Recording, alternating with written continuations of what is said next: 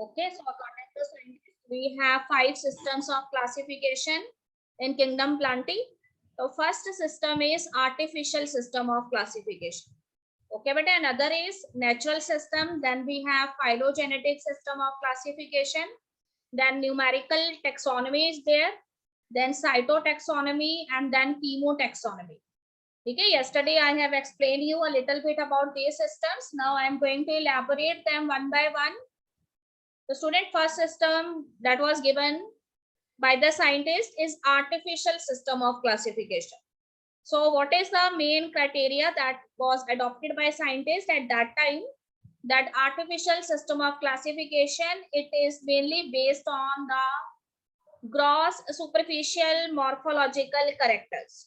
ठीक है बेटे, इसमें कहते हैं कि सारे के सारे जो मॉर्फोलॉजिकल करेक्टर्स थे उनको यहाँ पे कंसीडर किया गया. And what are these morphological characters?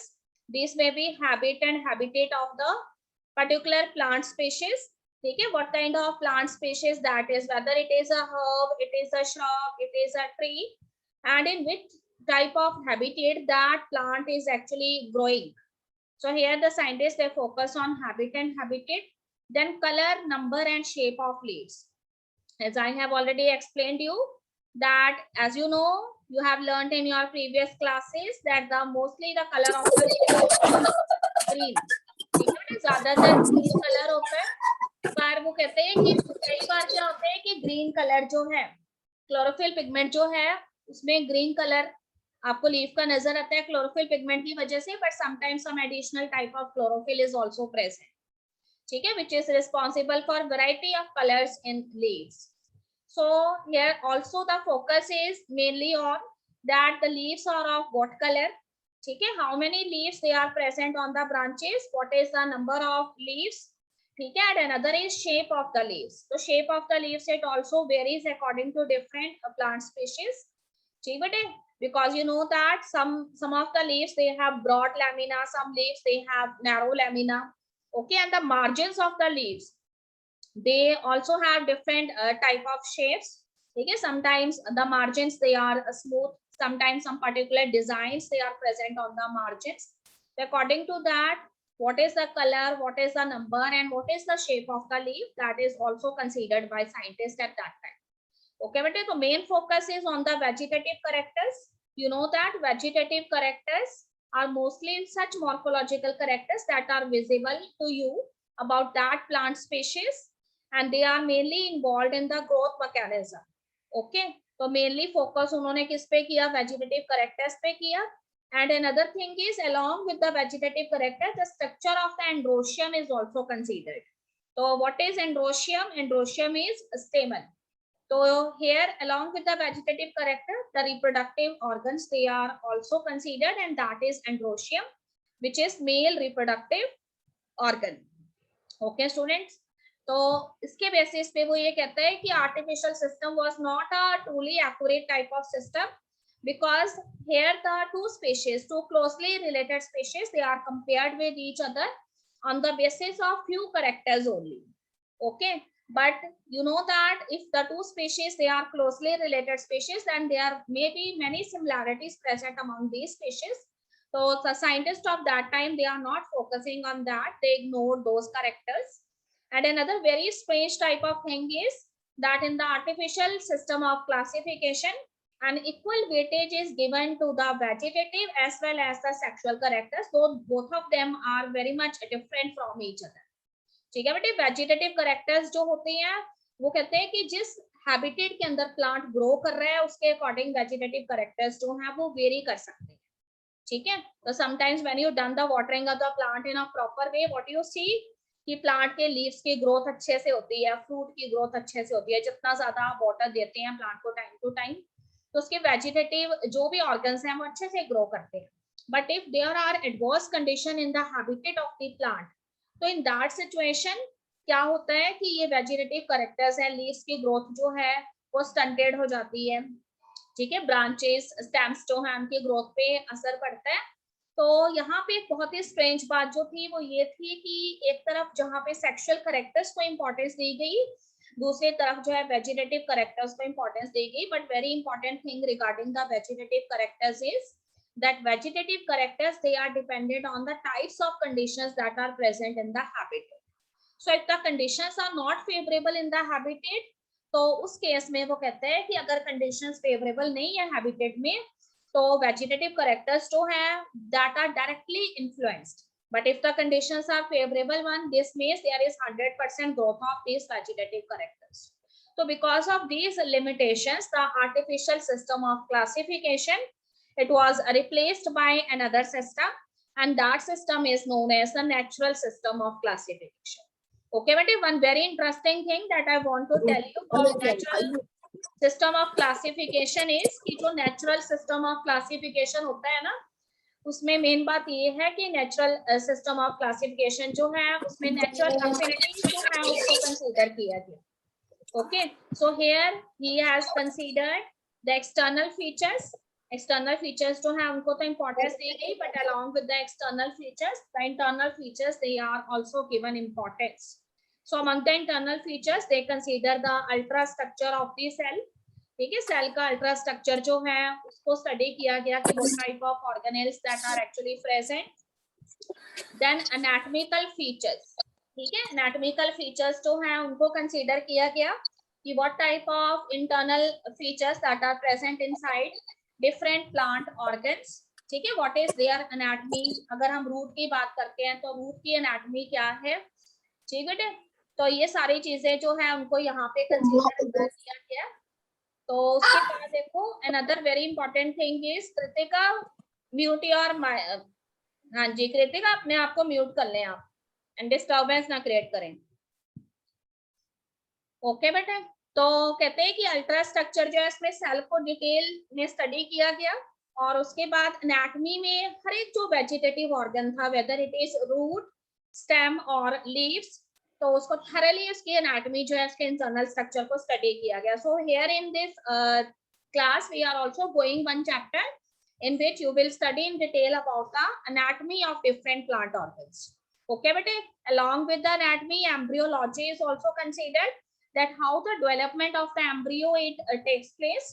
ठीक है, तो there are some of the primitive type of plant species जिसमें कि एम्ब्रियो का डेवलपमेंट होता ही नहीं है, जैसे एल्गीज जो है उसमें एम्ब्रियो का डेवलपमेंट नहीं होता है. ओके बेटे, ब्रायोफाइट्स में देखेंगे तो ब्रायोफाइट्स में भी एम्ब्रियो का डेवलपमेंट नहीं होता.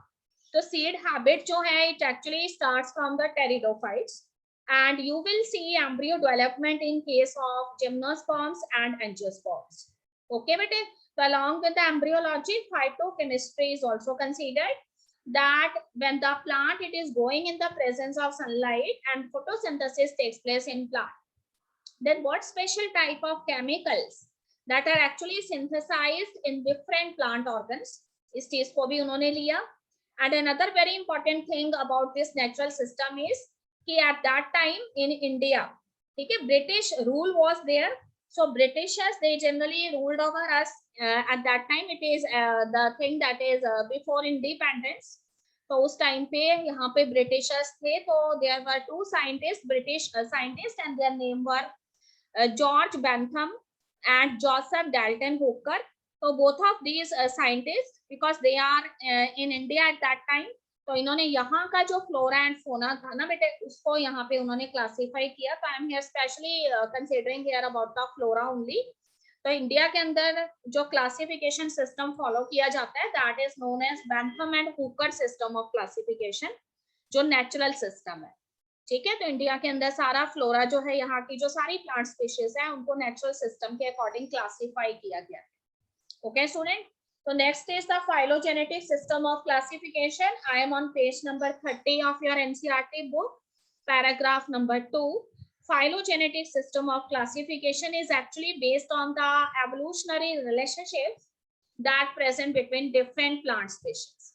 Okay, but that how a particular plant species originate from their ancestors, or you can say in other words, who are the ancestors of those plant species. अगर हम एल्गीज की बात करते हैं तो क्या एल्गीज जो है वो सबसे प्रिमिटिव टाइप ऑफ स्पीशीज हैं या फिर उनके भी कोई एंसेस्टर्स रहे हैं. If we are talking about bryophytes, तो who are the ancestors of bryophytes. Okay बेटे, is it possible that bryophyte later develops into pteridophytes? So in this way, in a phylogenetic system of classification, we generally focus on the common ancestors of those species that are found in a common taxa. तो एक ही taxa के अंदर जो species present है उनके common ancestors के basis पे उनका classification जो है वो किया गया. Okay, बेटे, and this system is very much effective. It is also used nowadays too. Present time में भी इस system को हम use करते हैं because there are some of the plant species who are present in nowadays, but their ancestors we are not able to find out their ancestors, or we are not very much sure about their ancestors. So in that case, the phylogenetic system is very much beneficial because it also gives us an ample knowledge about the fossils too. ठीक है, तो phylogenetic system हमें fossil plants के बारे में भी knowledge देता है. तो उन fossil plants के characters जो हैं उनको अगर हम प्रेजेंट डे स्पीशीज के साथ कंपेयर करें और अगर प्रेजेंट डे स्पीशीज जो हैं उनके करेक्टर्स उनसे मैच करते हैं तो हमें पता लग जाता है कि in so and so era these fossil plants they are generally growing and they are the most probable ancestors of these present species. So that's why the phylogenetic system is a popular type of system. Okay student, now there is a very new type of system which is very much popular nowadays, and that is the numerical taxonomy. As the name itself indicate, numerical taxonomy means the system of classification that is somewhat related with numerics or numbers. Okay, but so this system, it is generally a kind of system which is using some computerized devices, and through these computerized devices, okay, whatever information we generally collected from the habitat of a particular plant species, whatever characters we observed about a particular plant species, so this kind of information, it is actually feed in the computers in the form of databases, and we provide a particular code word or a number to those databases. ठीक है, आप इसको इस तरह से समझेंगे कि हमने क्या किया है, जो भी इंफॉर्मेशन हमने किसी भी प्लांट स्पीशीज जो है उसके हैबिटेट से कलेक्ट की है, या जो भी करेक्टर्स या फीचर्स हमें प्लांट स्पीशीज के नोन है, उसके बेसिस पे हमने क्या किया है, उनके डेटाबेसेस तैयार कर लिए और उन डेटाबेसेस को कंप्यूटर में फीड कर दिया, और हर एक डेटाबेस जो है ना उसको एक हमने नंबर दिया, एक कोड वर्ड रख दिया. ठीक है, for example if I want to study about a gymnosperm plant and the name of the plant is cycas. ठीक है, अगर मैं किसी जिम्नोस्पर्म प्लांट के बारे में स्टडी करना चाहती हूँ तो देखो बेटे, उसके बाद वो कहता है कि हम क्या करेंगे, अगर हमने स्टडी करना है जिम्नोस्पर्म्स में साइकस के बारे में मैं जानना चाहती हूँ कि what are the morphological features that are found in this species of cycas, तो देखो साइंटिस्ट ने उससे रिलेटेड डेटाबेस तैयार करके ना उसे कंप्यूटर में फीड किया हुआ है और उसको एक कोड वर्ड दिया है. जैसे for example the code word is 001. तो when I enter this code word 001, तो मुझे वो डेटाबेस जो है वो ओपन हो जाएगा और उसमें सारे के सारे करेक्टर्स आ जाएंगे साइकस के, और उसी के साथ जो है उसके फोटोग्राफ्स भी आ जाएंगे. So I can easily identify कि what are the various species of cycas that are going in these habitats. ठीक है, तो कहाँ पे ये स्पीशीज जो है साइकस की ग्रो कर रही है, कितनी तरह की स्पीशीज हैं, what are the characters that are generally found in these cycas species. So all the information I get only when I enter that small code word. So it is a very advanced type of system students. So computerized devices इसमें हम use करते हैं और उसमें code word feed कर देते हैं. जब आप कोड वर्ड लगाते हो आपके पास इंटायर इंफॉर्मेशन आ जाती है. ठीक है, तो एक बहुत ही एफिशिएंट मेथड है बिकॉज इसके अंदर एक ही टाइम पे हम हंड्रेड्स ऑफ करेक्टर्स जो हम को स्टडी कर सकते हैं. ठीक है, तो another very important thing is कि हम इसमें पासवर्ड लगाते हैं. जो भी इंफॉर्मेशन साइंटिस्ट ने गैदर की है वो किसी तरह से भी डिस्ट्रॉय ना हो. ठीक है, तो time to time we apply antiviruses to these computer devices as well as we also set passwords so that there may not be some of the other persons who spoiled this information. So it is very much important for classification point of view. ठीक है, तो इससे हमें ये नहीं होता कि हमें हैबिटेट में जाकर जो है या किसी प्लांट को डायरेक्टली ऑब्जर्व करना पड़ेगा. then we'll know that what kind of characters this plant actually have. So here you only sit in front of your computer, you have to add those numerics, and as soon as you enter those numbers, you are able to find out hundreds of characters, thousands of characters along with the various colorful pictures, and you will be thoroughly revised the different plant species, ठीक है, at particular moment. Okay children, the last two are very important, cytotaxonomy and chemotaxonomy. As the name itself indicates, cytotaxonomy means something that is related on cytological information. Cytological information का मतलब है cell based information. ठीक है, तो here we generally given main focus on the types of chromosomes that are present in the cell. ठीक है, किसी भी पर्टिकुलर प्लांट स्पीशीज जो है उसके सेल के अंदर क्रोमोसोम्स का नंबर कितना है. जैसे अगर हम ह्यूमंस की बात करते हैं, ठीक है, तो यू नो दैट कि ह्यूमंस जो हैं they are diploid organism and they have 46 number of chromosome. ठीक है, पर अगर मैं ह्यूमन में गैमेट सेल की बात करती हूँ तो आई नो दैट कि मेल गैमेट सेल में भी 23 क्रोमोसोम्स हैं एंड फीमेल में भी 23 क्रोमोसोम है, पर जाइगोट में कितने होंगे, 46 होंगे. ओके बेटे, इसी तरह से अलग अलग प्लांट की जो स्पीशीज है ना, they also have different number of chromosomes. ठीक है, तो there is a variation in the chromosome number of cycles, in the chromosome number of pinus, or in any of the other angiospermic species. So another very important thing is what is the structure of these chromosomes. There is also structural variations found in these chromosomes of different plant species, and along with this, behavior of the chromosome is very important. What I want to say about behavior, you know that during the process of cell division, these chromosomes they actually moves. ठीक है, तो cell division के दौरान chromosomes जो है movement करती हैं, और उस दौरान जो है क्रोमोसोम्स जो है वो कैसा बिहेवियर शो करते हैं during the mitotic cell division, during meiosis. So that is also given equal importance in cytotaxonomy. So on the basis of that the different plant species they are classified. Another is chemotaxonomy. Chemo word stands for chemical.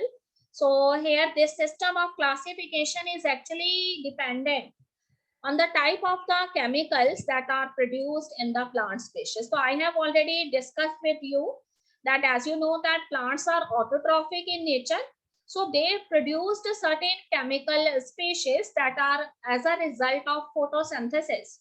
ठीक है, they are known as the photosynthetes. But beside the photosynthetes, there are some of the other products, or you can say chemical constituents that are not produced as a result of photosynthesis, whereas it is produced in different plant parts, and that is only for the purpose of chemical defense. So these an additional type of chemical constituents that are generally coming from the vegetative parts of the plant. Sometimes when you pluck a leaf, ठीक है, what you see some milky substance it comes out, so this is known as latex. And sometimes when you are doing the tapping of the stem, ठीक है, आप stem लेके उस पे कोई sharp weapon apply कर रहे हैं, उसके अंदर cuts लगा रहे हो, तो आपको उसमें से गमी सब्सटेंस बाहर निकलते हुए नजर आता है, या फिर ब्लैक सब्सटेंस आपको बाहर निकलते नजर आता है. तो ये गमी सब्सटेंस जो है, ये वैक्स जो है, ठीक है, ये टैनिन्स हो सकते हैं, लेटेक्स हो सकते हैं, तो अलग अलग तरह के केमिकल कॉन्स्टिट्यूएंट्स हो सकते हैं जिन्हें हम सेकेंडरी मेटाबोलाइट्स कहते हैं. तो हर एक प्लांट स्पीशीज जो है उसमें प्रोड्यूस होने वाले सेकेंडरी मेटाबोलाइट्स भी अलग अलग होते हैं, तो उसके बेसिस पे भी क्लासिफिकेशन किया गया प्लांट स्पीशीज का, और इस सिस्टम को कीमोटैक्सोनॉमी का नेम दे दिया. ओके बेटे, तो this completes the systems of classification. So I am now starting with the first division, okay, among kingdom Plantae, and that is algae. So here I am showing you the picture of 3 types of algae that is generally found in different oceans. The first picture belongs to the class Chlorophyceae. Okay बेटे, class Chlorophyceae हमेशा याद रखिए, ये class Chlorophyceae जो है वो green algae को represent करती है, तो mostly इसमें dominant pigment जो है वो chlorophyll होता है. ठीक है, इसके अलावा देखिए another class जो है that is of class Phaeophyceae. ठीक है, this third picture is of Phaeophyceae. तो Phaeophyceae जो है it is brown algae, इसको commonly हम brown algae कहते हैं, और ये मैरीन हैबिटेट्स में हमें मिलती है ब्राउन एल्गी, और इसमें क्लोरोफिल जो है उसके अलावा, ठीक है, some of the other accessory chlorophyll pigments they are dominant, and these are xanthophylls carotenoids that I will describe you in detail later on. Another is the third very advanced type of algae, and that is known as rhodophyceae. Okay, rhodophyceae, R for red and R for rhodophyceae means ये ऐसी algae है जिसको red algae के name से हम जानते हैं. Why it is red in color? So it is obvious that it is red in color because of the presence of a red pigment, and that red pigment is known as rhodophycean phycoerythrid. Okay, but so don't afraid of these big names. Everything is written in the book, so no problem is there. So first of all, I'm taking the first one, that is Chlorophyceae. So as the name itself indicate, Chlorophyceae, the members of Chlorophyceae, they are generally commonly known as the green algae. ठीक है, अगर वो कहता है कि हम इनके composition की बात करें तो क्लोरोफिल इसके अंदर जो है डोमिनेंट पिगमेंट होता है, so they are the chlorophyll bearing you can say plants species. And what about their body? तो बॉडी उनकी थैलस लाइक होती है. ठीक है, थैलस लाइक बॉडी है. You are not able to differentiate कि इसके अंदर रूट कौन सी है, स्टेम कौन सी है, लीव्स कौन सी हैं. अब देखिए, if chlorophyll pigment is present then this means it is autotrophic in nature, so the algae is able to prepare their food. Then what about the habitat? So it is found in both type of habitat. Some of the green algae is found in fresh water as well as it is also found in oceans or marine habitats. Okay, but sometimes it is also growing in some of the other kind of conditions. ठीक है, for example अगर कोई ऐसे stones हैं जो अक्सर moist रहते हैं तो वहां पे भी हमें ये एल्गी मिल जाती है. कई बार वो कहते हैं कि आपने कहीं टैप लगाई हुई है, वहां पे सॉइल हमेशा मॉइस्ट रहती है, तो सॉइल पे ये एल्गी आपको मिल जाएगी, वुड पे ग्रो करते मिल जाती है. ओके बेटा, third very important point is कि this algae is also found in symbiotic association with fungi, as we have already discussed about lichens in the previous chapter.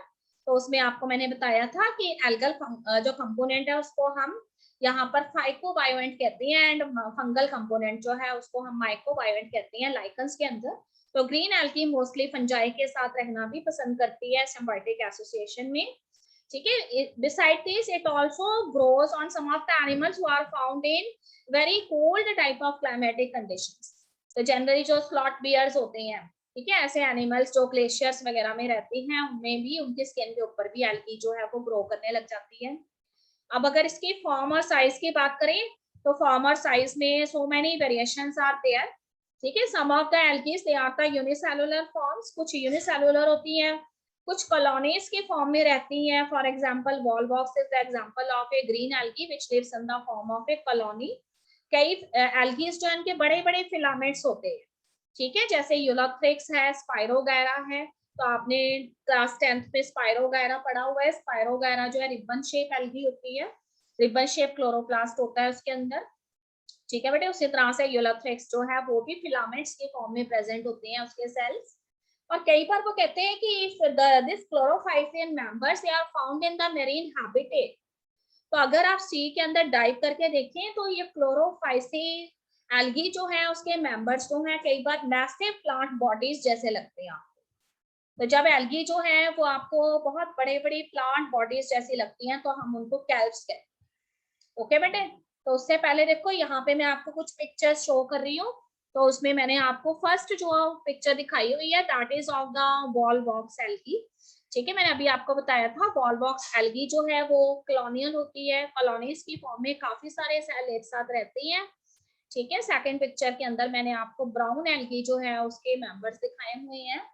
तो यहाँ पे एक्टोकार्पस एल्गी मैंने आपको दिखाई है ब्राउन एल्गी में, और थर्ड पिक्चर जो है मैंने आपको रेड एल्गी की दिखाई है, और जो आपको पिक्चर में नजर आ रही है रेड एल्गी वो पॉलीसाइफोलिया है.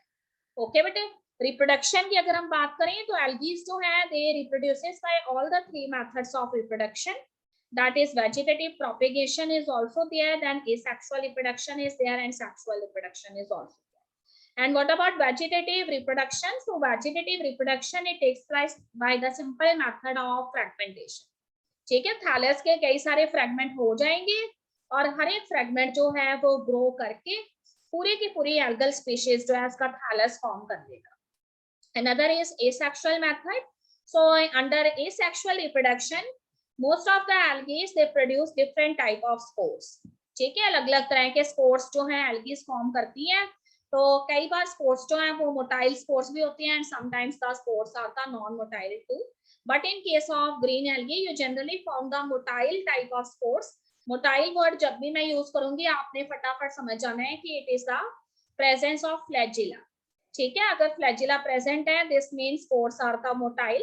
तो अगर मैं जू स्पोर्स कह रही हूँ और कह रही हूँ कि मोटाइल है, इसका मतलब जू स्पोर्स में क्या प्रेजेंट है, फ्लैजिला प्रेजेंट है. ओके बेटे, अगर सेक्सुअल रिप्रोडक्शन की बात करें तो sexual reproduction it takes place by both type of gametes. ठीक है, some of the gametes may be flagellated one and some of the gametes may be non-flagellated one.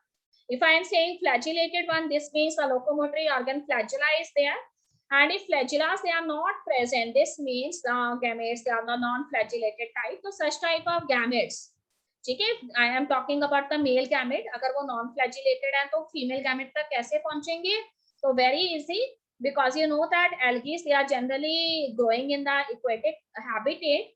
So non motile होने पे भी इसके गैमेट्स जो है वो water current से फीमेल गैमेट तक पहुंच जाते हैं स्विम करते हुए, और इजीली जो है फीमेल गैमेट के साथ फ्यूज होकर जाइगोट फॉर्म करते हैं. ओके बेटे, अब वो कहते हैं कि साइज की अगर हम बात करें तो all of these gametes they very in their size. ठीक है, तो सेक्सुअल रिप्रोडक्शन जो है उसमें तीनों टाइप की सेक्सुअल रिप्रोडक्शन देखी जाती है depending upon the size of the gametes.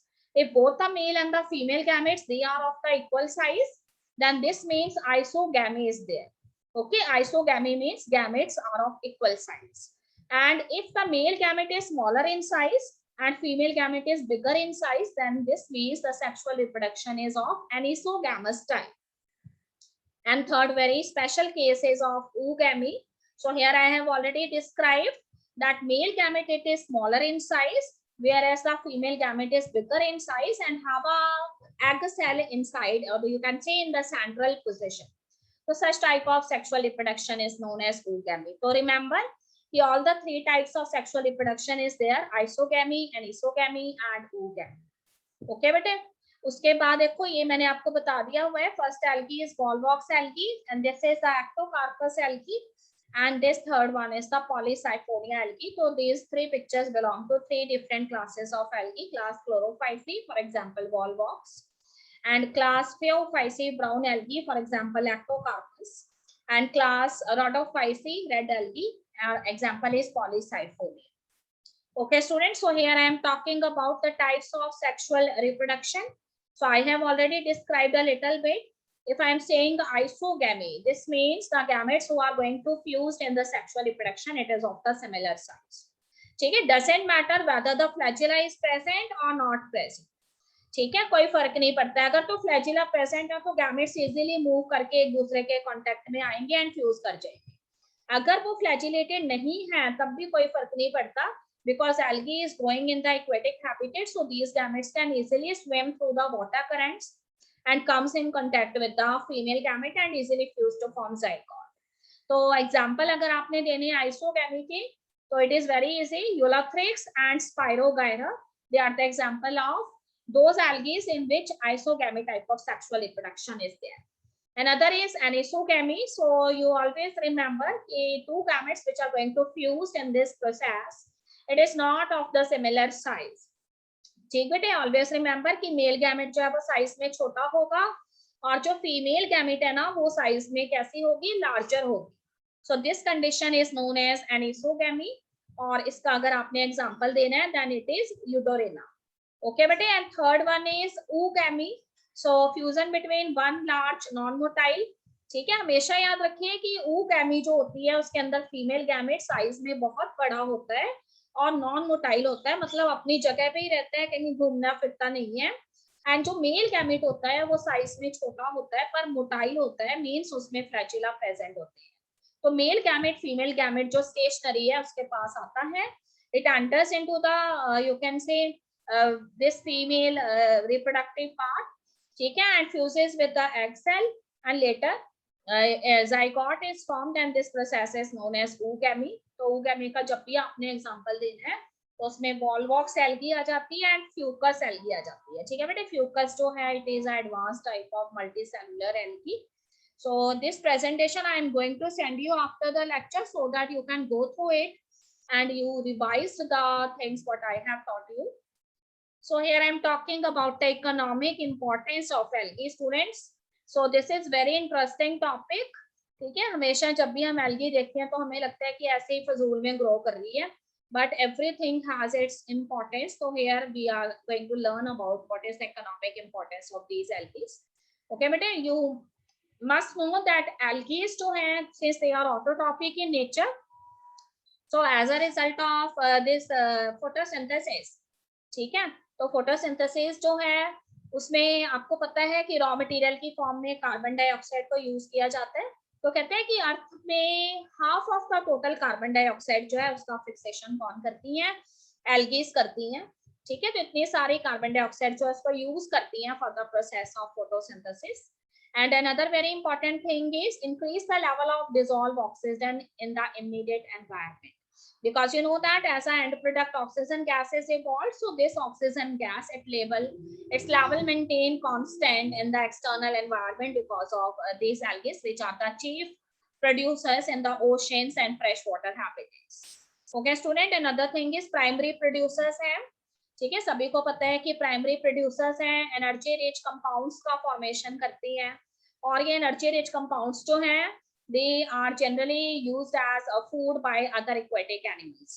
ठीक है, तो there are so many marine animals, freshwater animals which generally take these algae as their food. Another very important thing is there are some of the species of algae such as Porphyra, Laminaria, Sargassum. So all of these algal species they are found in marine habitats.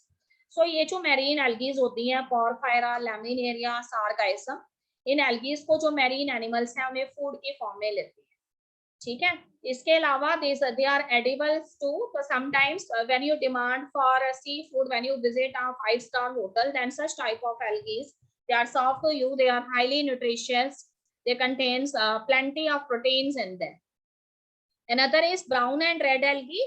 ठीक है, तो there are so many species of brown and red algae, and they have a special type of property. They are hydrocolloids. ठीक है, हाइड्रोकोलाइड्स का मतलब ये होता है कि they can hold water for a longer period of time, ज्यादा से ज्यादा समय के लिए जो है ये वाटर को होल्ड करके रख सकती है। ठीक है, तो इसमें अलग अलग तरह की ब्राउन एल्गी की स्पीशीज आ जाती हैं, जैसे Elgin is the example of brown algae. ठीक है, कैराजीन जो है वो हमें रेड एल्गी से मिलता है। तो ये सारे जो पिगमेंट्स हैं, ठीक है, जो हमें एल्जिन है, कैराजीन जो है, इन्हें हम कमर्शियली यूज करते हैं बहुत सारी चीजों के अंदर। Then there is one very important type of chemical. You can say it is a kind of a commercial product which we obtain from 2 of the algal species, and the name of the chemical is agar agar. ठीक है, तो जब भी हमने laboratories के अंदर culture करना होता है किसी चीज का, जैसे आप बैक्टीरिया देखना चाहते हो तो आप एक न्यूट्रिएंट मीडियम तैयार करते हो, एक कल्चर मीडियम तैयार करते हो। तो कल्चर मीडियम जो है इसका मेन कॉन्स्टिट्यूएंट जो है वो अगार अगार केमिकल होता है। ठीक है, तो इनिशियली आप उसको जब वाटर के अंदर जो डिसॉल्व करते हैं तो ये जेल लाइक अपीयरेंस शो करता है। तो इसको हम 2 एल्गल स्पीशीज से ऑब्टेन करते हैं, one is gelidium and another is gracilaria. ठीक है, तो इससे हम माइक्रो ऑर्गेनिजम्स जो हैं उनका कल्चर कर सकते हैं लेबोरेटरी में, और उनको जो है स्टडी कर सकते हैं, because we can not see this micro organism by our naked eyes. So when we culture this micro organism we make a slide out of this and later we study them under the microscope. And another very important thing is that these Zelidium and Gracilaria algae, they are also used in ice creams and jellies, and they enhance the taste of these ice creams and jellies. ठीक है, तो जो भी आप ice cream या jellies खाते हो उसका जो अच्छा टेस्ट है वो इन एल्गल स्पीशीज की वजह से होता है। Then there is a very highly nutritious algae. ठीक है, it is a unicellular alga, that is chlorella. So chlorella contains plenty of proteins. So it is used as a food supplement by those people who generally visit a space. ठीक है, because you know that when some of the scientists they visit space, they have to live there for some month or years. So it is not possible to carry so much of food with them. So in that situation where they are not able to make their own food, तो उस case में वो क्या करते हैं, इस तरह की जो एल्गीज होती है उनको ड्राइड फॉर्म में अपने साथ ले जाते हैं स्पेस में। तो अगर उसके 1 या 2 पिंच वो लेंगे ना तो उसको उनको जो है एक प्रॉपर जितना फूड उन्होंने लेना होता है, जितनी चपातीज लेनी है या राइस लेना है, उतनी एनर्जी उसको जो है 1 और 2 पिंच ऑफ क्लोरेला एल्गी जो है उससे मिल जाती है, तो हाईली प्रोटीनेशियस होती है, तो इससे उनमें माल न्यूट्रिशन नहीं होता। ठीक है बेटे, तो all of these points we can consider when we have to give the answer. ठीक है, जिसमें हमें इकोनॉमिक इंपॉर्टेंस के बारे में पूछा जाता है एल्गी के। So here I am showing you more about the class chlorophyceae, some pictures. Okay बेटे, तो thallus like body is there. See first picture के अंदर आपको थैलस लाइक बॉडी नजर आ रही है, सेकंड में मैंने आपको वॉल बॉक्स एल्गी दिखाई हुई है। तो देखिए कितने सारे सेल्स होते हैं, all of this cells are present in a common gelatinous sheet and this is advance type of chlorophyceae algae, जिन्हें हम कैल्प्स कहते हैं, और ये मैरीन हैबिटेट्स में हमें मिलती है। ओके बेटे, तो आज हम यहीं तक स्टडी करेंगे। तो after this we will learn about more about chlorophycy algae. तो all of you have to read up to page number 32. ठीक है बेटे, साथ साथ रीड करेंगे तो प्रॉब्लम नहीं रहेगी। अगर पेंडिंग करोगे वर्क को तो फिर आपको पुरानी चीजें स्किप हो जानी है माइंड से।